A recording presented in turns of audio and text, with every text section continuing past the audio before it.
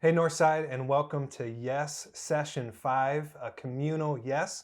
And I'm hanging out here with Jim. As we begin this, I want to apologize because Jim is a recovering groups pastor. I'm a current groups pastor, and we're talking all things community for this session. So I want to begin with where you began in your message. Yeah. And that is communion is messy, and we're in this together. So the question I want to ask right off the bat is why is communion messy? Is it worth it? It's probably both words, right? Communion and community are both messy, and we're using those almost interchangeably. And I'm so thankful for that illustration, by the way. I mean, it just stuck with me for 20 years. But it's messy. Communion is messy. If we start there, we sanitize the cross. I mean, I think about even now when we use the wafers and the cup all together and airtight, and you kind of open that up, and it. I know why we do that, but I wish we could have just an Old Testament picture for a minute, just to see the gore of what a sacrifice was. And then think for just a second, if it's not too gross, what did Christ go through as the Lamb? Communion is absolutely messy for us to come out whiter than snow. The community, why is that messy? Don't you think it's His design? I mean, if we're in our own little airtight bubble and it's just us, we can win every argument in our head. We don't get in the way of ourselves. We don't step on our own toes. But you put us in community, and it gets messy because we're prideful people, we're sinful people, and you put us in the room with others, and there's gonna be challenges there. There'll be a little mess. Yeah.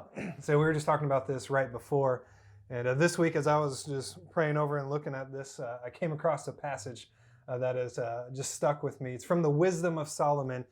Proverbs 14:14 in the NLT says, without an oxen, a stable stays clean, but you need a strong ox for a large harvest. So in other words, if you want to keep life clean, people aren't going to help. Right. They bring the mess, but you can't have transformation without the mess. You can't have a harvest without an ox.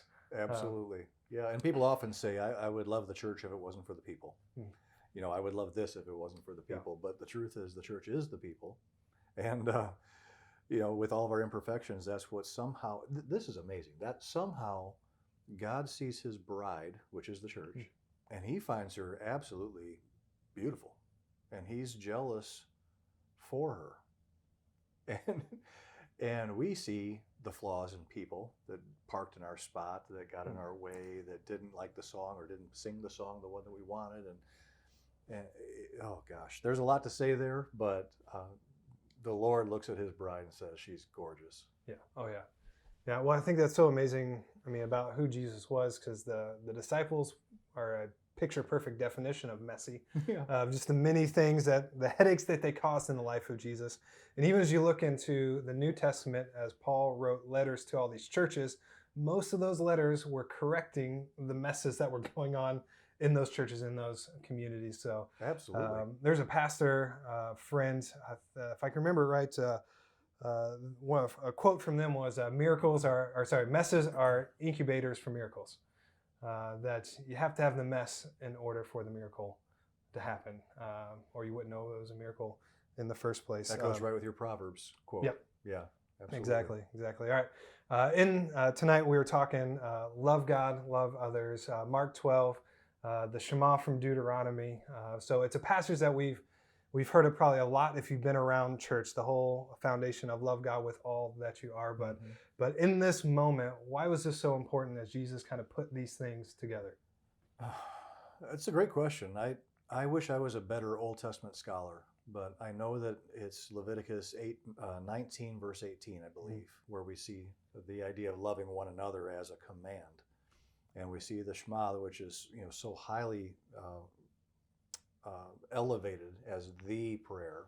Jesus would have done this twice, as a child and as an adult. But when and why they were put together, truthfully, I don't know that I can give a good answer on that, but I know that it put them on their heels. Because I don't know if it was John or if it was Matthew, I forgot to reference it in the sermon. There's only so much you can share in one sermon. But somewhere it does, I did say this, that on these two hang all the law and all the prophets. And so he's basically saying these need to be together because these are so alike in ways that we would have drawn a hard contrast. So the timing, I'm not so sure, but I'm so glad for that clarity. We need it. Yeah. Oh, yeah.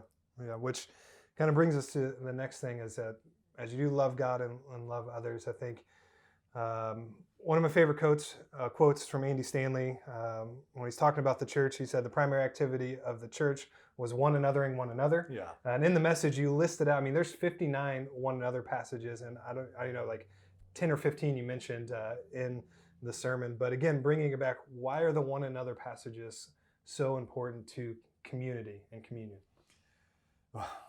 You're right. There's more that we could have listed, and it's rich. And you and I, because of what we do or did for a living, Yeah. we love it. We love it. But I would say that it is the sandpaper that sharpens us, refines us. And Ephesians 4 is one of the things we didn't talk about. We are uniquely designed to be part of one another and to be part of the body. 1 Corinthians 12 we didn't talk about. Over and over and over again, we are not meant to be in isolation. We're meant to be part of a bigger whole.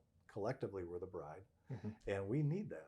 I don't know if I'm answering your question, but I'm sure having fun talking about it. Yeah, well, I'm That's just sitting there important thinking, stuff. like, we don't have time to talk about it. Just the idea that we are created in the image of a God who exists in community. So by the core of who we are, we're designed to be in community, whether we're introverted or extroverted, whether we like a lot of people or little people. Yeah. We need that, and those one another's help us live that out. Exhibit A on why Andy should have preached today, not me. That's great stuff. Yeah. So last question as we wrap here, because you kind of ended the sermon with a challenge of 2 questions, but one of those was, what does a communal yes look like for you and your household? So I'm going to throw that back at you, as what does a communal yes look like in the Propst household? Yeah. Oh boy. What it looks like today, I hope, is not how it will look in 3 months or 3 years. Because right now, we're still in a community where we're getting to know people. That's true. We hosted somebody last night. We had a couple of couples come over last night, and it was good to get back in the rhythm of hosting. And we know, like through Romans and other places, talks about this high value of hospitality. It's a big deal. That's part of the one anothering. It's my wife's gift of hospitality. I want to slow down with people and not be on task, but be in relationship. But because we're still new to the community and because COVID happened, it's hard to have those slow down moments. We're still in task mode. So I hope that 3 months from now, 3 years from now, we know a lot of people really well, really well. And it's not just the rush. It's not the task. Our homes are open, and we're not just saying, hey, how you doing? And not waiting for the answer. We're going, no, how are you doing? Yeah. And we're having those bear with one another moments. We're having those incredible victories, highest of highs, but also the lowest of lows. Sorry, I got to go there for a second. You just experienced this with your own family. Yeah. And maybe you can touch on that, because this is the stuff. We've got a good relationship. A year from now, I can't imagine how tight we would have been in that experience. But time didn't allow for me to be that tight with you, but you've got people around you that poured into you. Yeah. I mean, that's, as I thought about this question, as you asked it at the end of the sermon, for us and our family, what it looks like right now, because one, we just walked through a serious health issue with my son, but the thing for us in our household was actually saying yes to community, to let them love us, because it was an overwhelming season and we were dealing with a lot of stuff, and just reaching out for prayer, for encouragement, to let people bring over a meal or something, just let them love us, was our yes this season. I mean, it looks like differently in different seasons, but I know in this, that was the biggest step for our community this season, was actually sharing with what's going on in our family and allowing people to be community for us. And we felt it from all over the country, of prayers and encouragements and text messages. My wife and I joked, was it in session 2, you looked at the time you spend on your phone, and in that time frame we had spent just hours just text messages, and they were all just encouraging messages. I can spend more time on that, but we are running out of time for this video. So as we kind of wrap things up for session 5, what does a communal yes look like for your group? That's a great question to talk about this week. And as you end with session 5, now is a great time to talk about what's next in your life group. Where are you going to move beyond yes? What are you going to study next? What are you going to dive into?